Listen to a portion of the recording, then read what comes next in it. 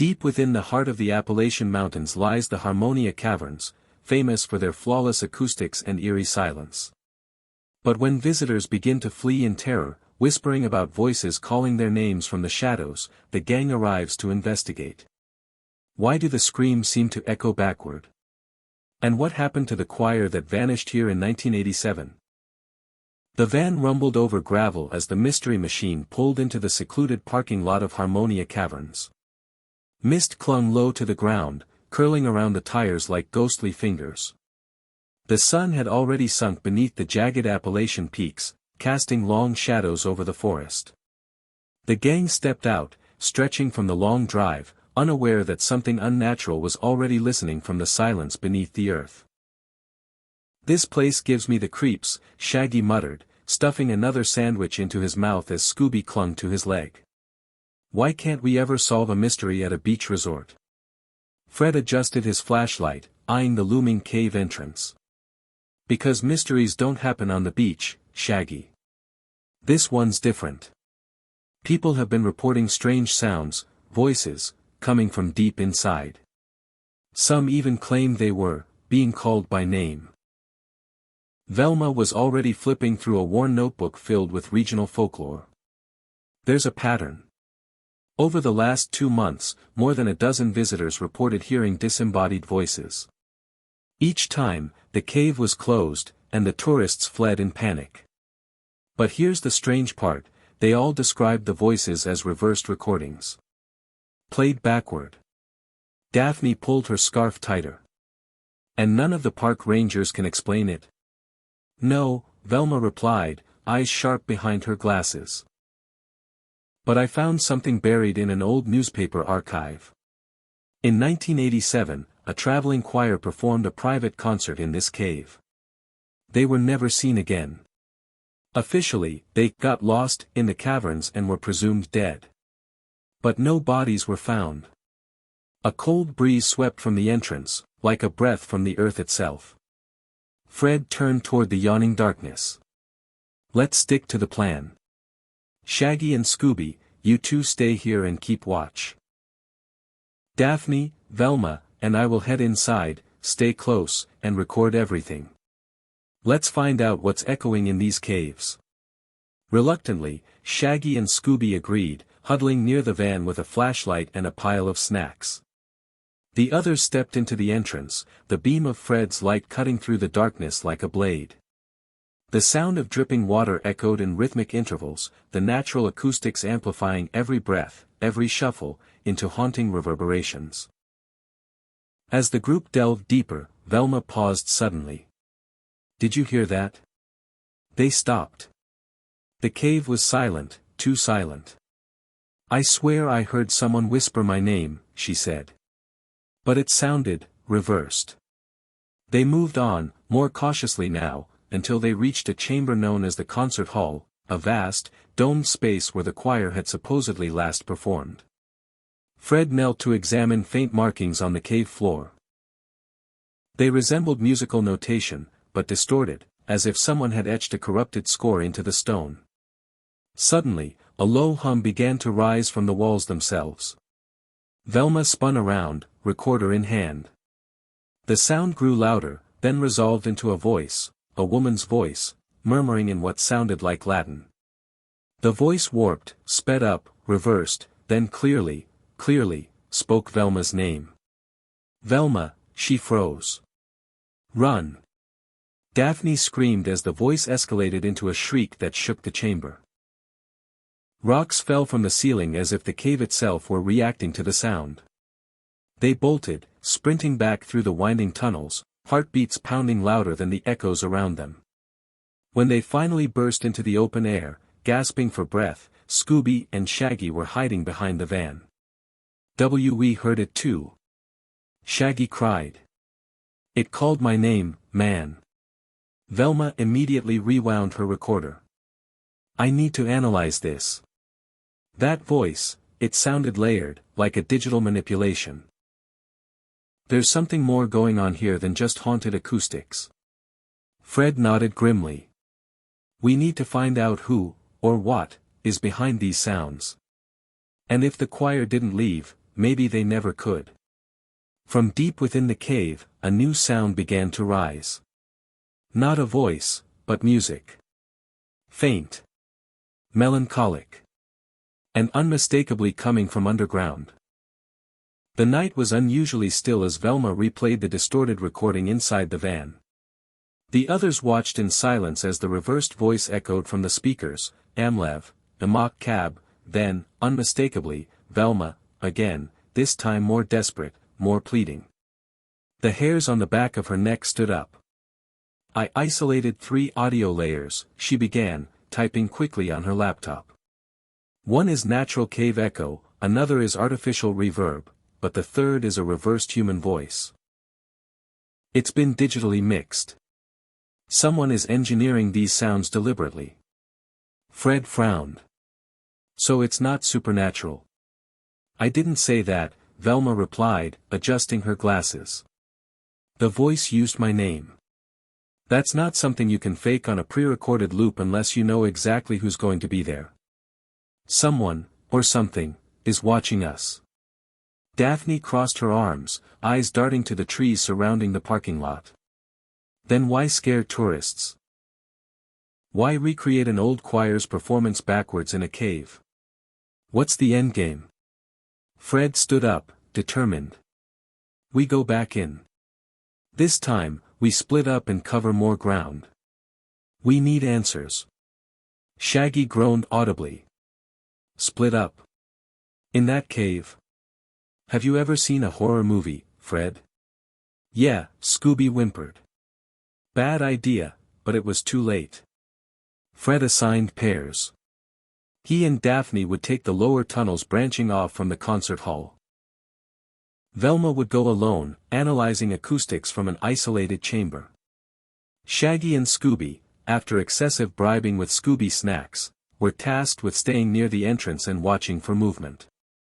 Inside the cave again, Velma set up a portable spectrogram and sound reflectometer in a narrow corridor known as the echo spine. The silence here was dense, so thick it felt like it was listening. She placed her mic, hit record, and waited. Seconds passed. Then minutes. Just as she was about to switch locations, she heard it again. A faint hum. A melodic phrase. Voices layered over each other, off-key and strained, as if a choir were trying to sing through water. She quickly adjusted her headphones and isolated the frequencies. Her eyes widened. This isn't just audio manipulation, she whispered. This is a performance. Meanwhile, in the lower tunnels, Fred and Daphne moved cautiously. The walls here were darker, smoother, unnaturally so. The tunnel sloped downward toward a small stage carved from natural rock, facing rows of stone benches. Daphne knelt beside one. Fred, there are candles here. Recently used. Fred looked around. Someone's been staging something down here. Look, audio cables, mics, someone is using this cave like a sound studio. Suddenly, a projector flickered to life from the shadows, casting grainy footage on the cave wall. It was dated, October 4, 1987. The image showed a choir in black robes standing in the very chamber they were now in. The group was mid-performance, voices rising, but then, static overtook the screen. The singers froze. One by one, they turned toward the camera, mouths still moving, but no sound. Their faces were pale. Eyes wide. Then, darkness. The projector clicked off. Daphne stumbled back. Fred, that was them. The choir. And they looked, terrified. Fred's jaw clenched. Something silenced them. But someone recorded it.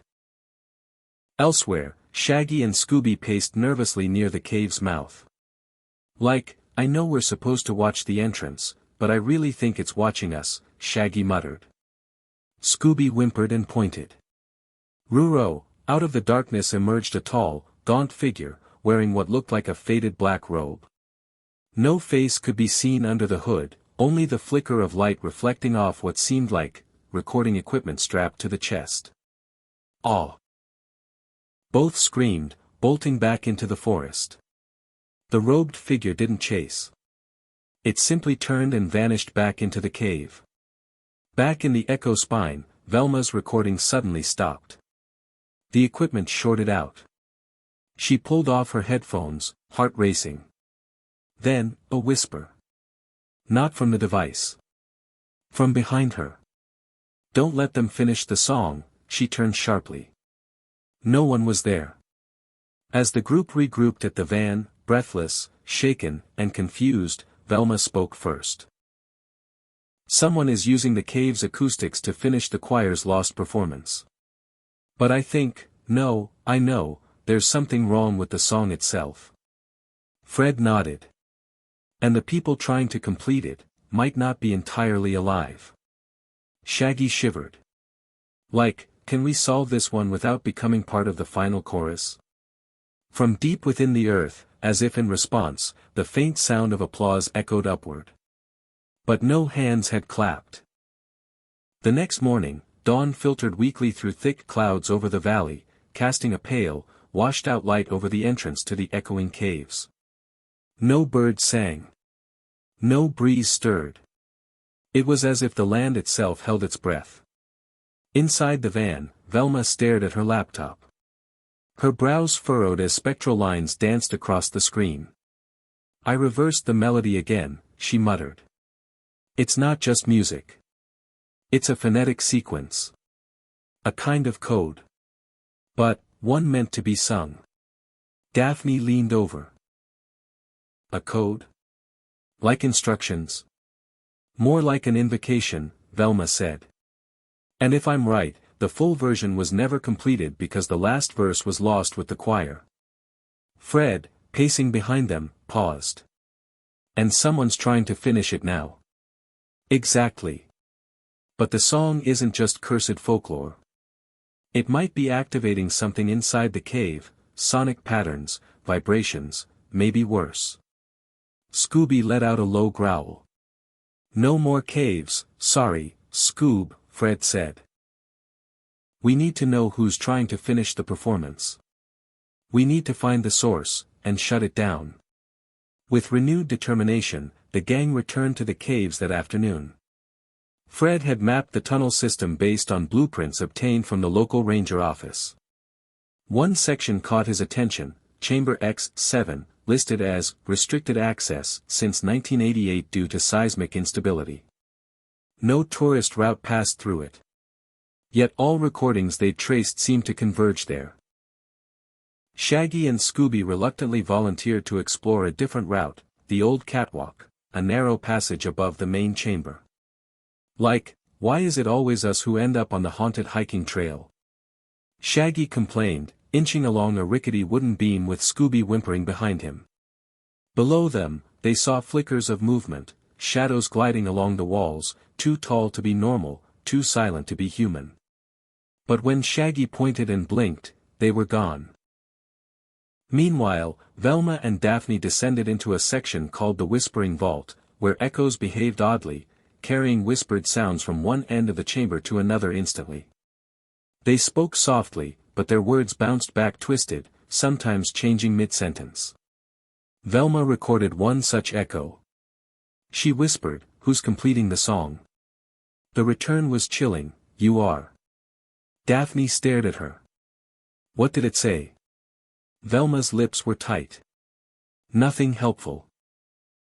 Fred, on his own path to Chamber X7, found the entrance barricaded with metal fencing and rusted warning signs, danger, collapse risk. He pulled the gate open and squeezed through. The tunnel beyond was dry and hot, like a throat. His flashlight flickered. Then stabilized. He reached the chamber, a massive underground amphitheater. At the center was a decaying conductor's stand, and surrounding it were rows of robes and microphones, covered in dust. But it was clear. Someone had been here recently. Then the chanting began. From the shadows, figures emerged. Not ghostly, but human, members of a secret group, cloaked and masked, holding him books with faded gold insignias. One stood at the conductor's podium, raising his hand. They began to sing. Not a modern melody. Not even Latin. But something older. Discordant. Ritualistic. Fred froze. He recorded a snippet, then began retreating. But as he backed away, one of the cloaked figures turned directly toward him. Beneath the mask, Fred saw nothing. Just darkness.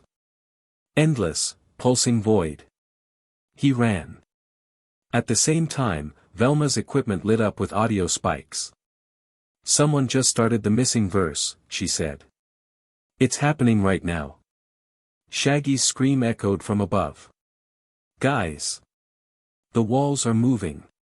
On the catwalk, pieces of the beam began to crack as resonant frequencies from the underground song caused microvibrations.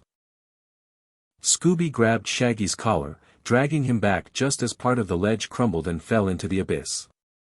The group reunited near the center chamber.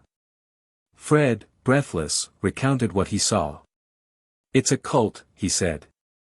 "Or something like it. They've been down here for years, maybe decades. Trying to finish the choir's last song. And now they're singing it." Velma reviewed her data. "If they finish. I don't think the mountain collapses. I think it opens." "Opens to what?" Daphne asked. Velma looked up, pale. "To something that shouldn't sing back." Then, all at once, a burst of sound thundered through the caves, powerful, unnatural, like 1,000 voices screaming in reverse harmony. The ground shook. Lights flickered. Scooby covered his ears and howled. And then, silence. But it was not over. Deep in the dark, the music continued. Only now, it was coming from somewhere beneath the cave system. A place no one had ever mapped. A voice echoed from the void, layered in distortion, "Finish it, or they remain incomplete." A cold wind blew through the cave corridors, even though there was no source for it. It carried a scent of mildew, old stone, and something coppery, metallic. The gang gathered near the damaged catwalk, shaken but determined. Fred held out his phone, replaying the last 30 seconds of the chant he'd recorded in Chamber X7. Velma leaned in, analyzing the wavelengths. "This isn't just music, it's architectural. The tones correspond to the cave's natural resonance. Whoever composed this knew exactly how to manipulate the cavern." "So they're using the cave as an instrument?" Daphne asked. "Worse," Velma said. "They're using it as a speaker. The entire mountain is a sound chamber. And something is listening from the other side." Scooby whined. "No more, sound monsters." Fred glanced at the map again. "There's a tunnel here. It was sealed off in 1985 after the collapse that supposedly killed the Echo Choir. It leads under the main chamber. Deeper than any tourist ever goes. And deeper than any sound should travel," Velma added. "But it's where the singing is coming from now." Reluctantly, they made their way down the forbidden tunnel. It narrowed with each step, the walls pulsing faintly with reverberations. At one point, the gang had to crawl beneath a collapsed archway. Shaggy shuddered as his fingers brushed something soft, a forgotten choir robe, buried under dust. Further in, the passage opened into a dome-shaped cavern with symbols carved into the stone. A broken organ stood in the center, massive and ancient. But it wasn't built into the ground, it had grown from it. Tubes of stone, twisted like roots, reached into the ceiling. Daphne ran her hand along one of the pipes. "This isn't an organ. It's alive." Velma's scanner lit up. "The mineral traces, these formations are organic. Or at least bioreactive. They've been absorbing sound for decades. Maybe centuries." Suddenly, the organ hummed. A low, breathing note. A sound not made by any human. Then a voice echoed from the dark, "I knew you'd come." The gang turned. From the shadows stepped a man in his 60s, dressed in a tattered conductor's jacket. His eyes were bloodshot, his expression serene, almost worshipful. "I've waited years. The final performance must be completed." "Who are you?" Fred demanded. The man bowed slightly. "Maestro Evan Thorne. I was the Echo Choir's conductor. I survived the collapse. And I stayed behind, because the cave wasn't finished with us." Velma stepped forward. "You caused the collapse, didn't you?" Thorne's smile widened. "Not exactly. We activated the resonance. The cave sang back. We misunderstood its purpose. But now I've rewritten the last verse. This time, the harmony will be perfect." Daphne stared. "You want to summon it again?"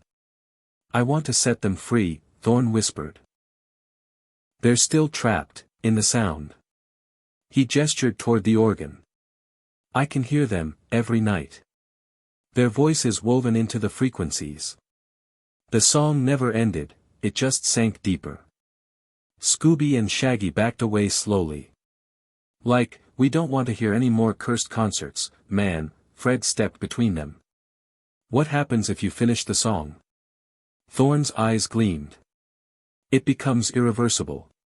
Velma suddenly gasped. Her scanner was spiking. "He's already started the final sequence. The cave's frequency is rising. If it hits the critical range," the organ trembled. Notes began to play on their own, vibrating through the ground. Velma shouted over the sound. "The mountain, it's responding. We have minutes before this whole place either collapses, or opens to whatever Thorne thinks he's freeing." Fred grabbed the conductor by the arm. "Stop the performance." But Thorne only laughed. "It's too late. The final choir is already assembled." From the dark, shadows emerged. Dozens of figures in robes. But they weren't people. Their forms flickered, unstable, like sound waves given shape. Their mouths opened, and a ghostly chorus began, dissonant and ancient. Velma screamed over the rising tones. "We need to counteract it. We need a disruptive frequency." Fred pointed to Velma's audio deck. "Can you invert the melody again? Cancel it out." Velma furiously rewired the equipment. "I'll try, but I need time." Scooby and Shaggy, pressed against the far wall, stumbled onto a forgotten speaker system once used by the park for tour narration. "Like, can we blast something through this instead?" Velma nodded. "Perfect. Route the signal." With seconds to spare, the inverted track began to play. A jarring, backward version of the choir's melody filled the cave. The spectral figures shrieked in anguish as the harmony fractured. The organ howled. Thorne clutched his head, screaming. A shockwave pulsed through the cave. And then, silence. The lights flickered. The figures vanished. Thorne collapsed, unconscious. The gang stood in stunned quiet, heartbeats thundering in their ears. Velma panted. "We disrupted the convergence. For now, but something felt wrong."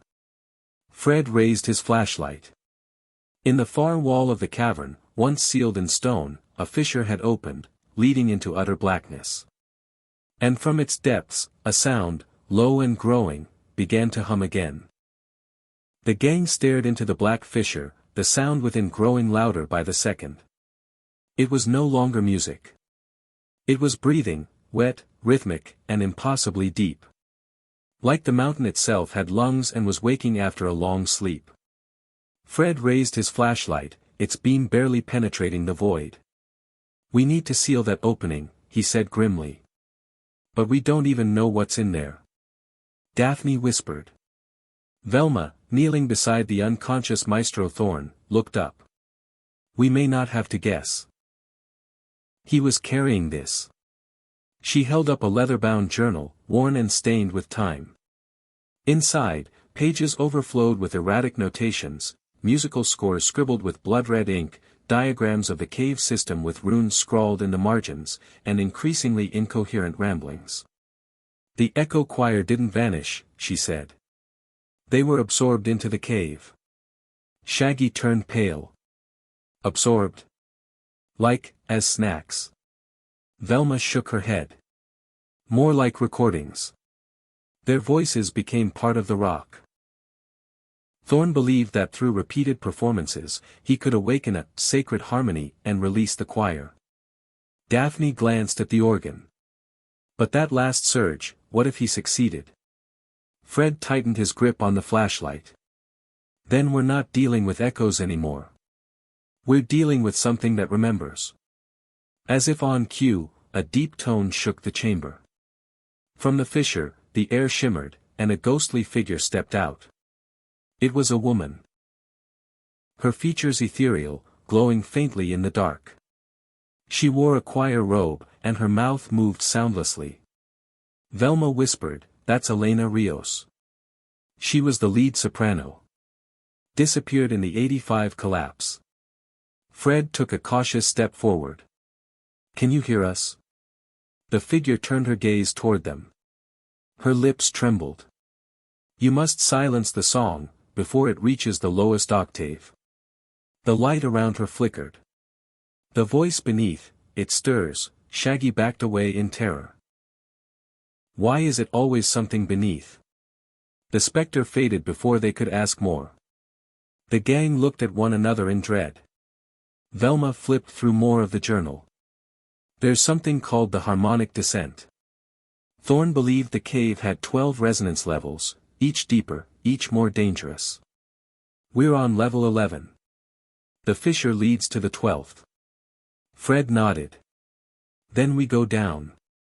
Scooby whimpered. Rua. Velma rested a hand on his fur. We'll do it together, Scoob. They descended into the fissure, one by one, the stone growing warmer, the walls glistening like wet vocal cords. The air was thick, as though sound itself clung to their skin. Their flashlights flickered with interference, static in the beams themselves. In the 12th chamber, they found it. A cathedral-like space, impossibly vast, with pillars of quartz pulsing like vocal cords. At the center stood a throne made of petrified instruments, violins, pianos, flutes. Fused into a grotesque sculpture. And seated on it was something human-shaped, but not human. Its skin was like cracked stone, eyes glowing with frequency. When it spoke, it didn't use words, it vibrated through their bones. Fred stumbled. What is that thing? Velma barely managed to speak. The voice beneath. It's the harmonic manifestation of all absorbed souls. Every song, every scream, every whisper, it remembers everything. The being rose. Sing with us, it said in their minds. Complete the hymn. Daphne shouted, No. This isn't music, it's possession. The entity raised its arms. From the walls, hundreds of trapped voices poured out, hollow, longing, twisted. They formed a vortex of sound around the gang, notes crashing into one another like waves. Fred turned to Velma. Can we use Thorn's journal to fight it? She was already flipping pages, eyes darting across Thorn's final annotations. There's a counter hymn. But we need to sing it in exact dissonance. If even one note is off, Shaggy's voice broke through. Like, we've got no time for auditions. But then. Velma paused. Wait. Scooby. He blinked. Rue. In the earlier tests, your voice destabilized the tones, remember? She smiled. Scooby, you're the only one whose vocal frequency isn't affected by the cave. Fred nodded. You're our best chance. Scooby gulped, but stood tall. Oh, okay, Velma fed him the counter hymn, humming it for him to mimic.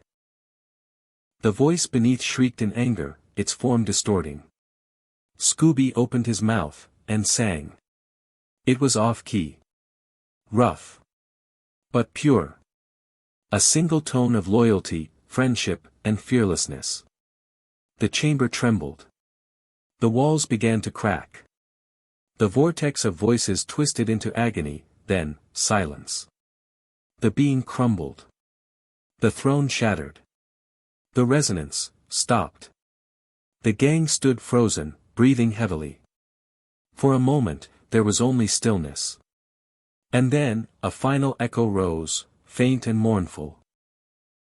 It came from above. Fred turned slowly. That wasn't the cave. Velma's face went pale. It came from outside. The cavern was silent now, the oppressive weight of the haunting voices lifted, or so they hoped. The gang emerged from the fissure into the main chamber, their faces etched with exhaustion and disbelief. Fred's flashlight flickered weakly as he surveyed the space, now strangely calm, almost reverent. Velma clutched Thorn's journal tightly, the pages worn and heavy with secrets now revealed. The voice beneath is gone, but the cave itself, it's still alive. The energy here is ancient, bound to the sorrow of those who vanished. Daphne nodded, her eyes scanning the empty corridors. And that echo we heard, it's not over. It's a warning. Suddenly, the organ's keys pressed down gently, as if played by invisible hands. A soft melody filled the air, fragile but clear. Shaggy and Scooby froze, hearts pounding. The music carried a bittersweet tone, a lullaby from the past, echoing the lost choir's final farewell. Fred stepped forward, determination etched on his face. It's their way of saying goodbye. The echo choir wasn't just trapped souls, they're part of the cave's memory, woven into its song.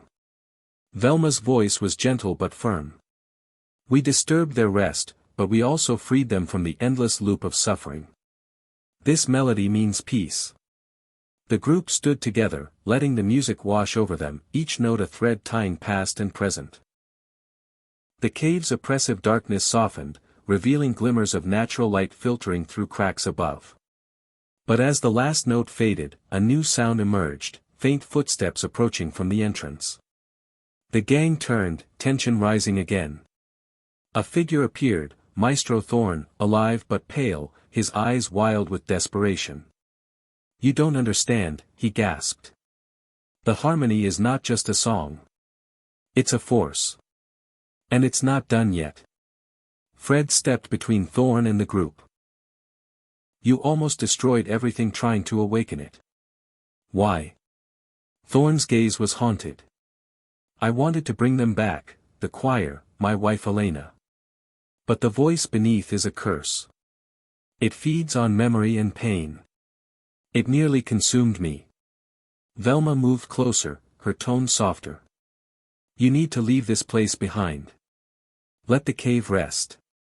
Thorn nodded, tears in his eyes. I will. Thanks to you, they can finally rest. As he turned to leave, a final rumble shook the cave. The group braced themselves, but the cave seemed to breathe one last time, a final exhale. Outside, dawn was breaking, painting the sky with hues of orange and pink. The nightmare had ended. Velma looked at her friends, relief flooding her voice.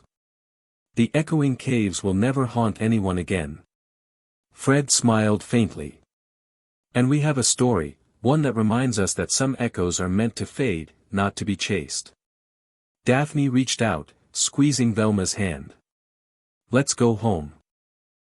The past is finally at rest. Scooby barked softly, tail wagging. The group walked away from the caves, the haunting melodies silenced, but their bond stronger than ever. The sun rose fully, casting light on the shadows they left behind. The haunting voices have faded, and the echo choir's restless souls finally find peace. The cave's ancient song ends, leaving only silence, and hope. Though the nightmare is over, its echoes remind us, some mysteries are best left undisturbed. Together, the gang walks into the dawn, their bond stronger, carrying the lesson that light can conquer even the darkest echoes.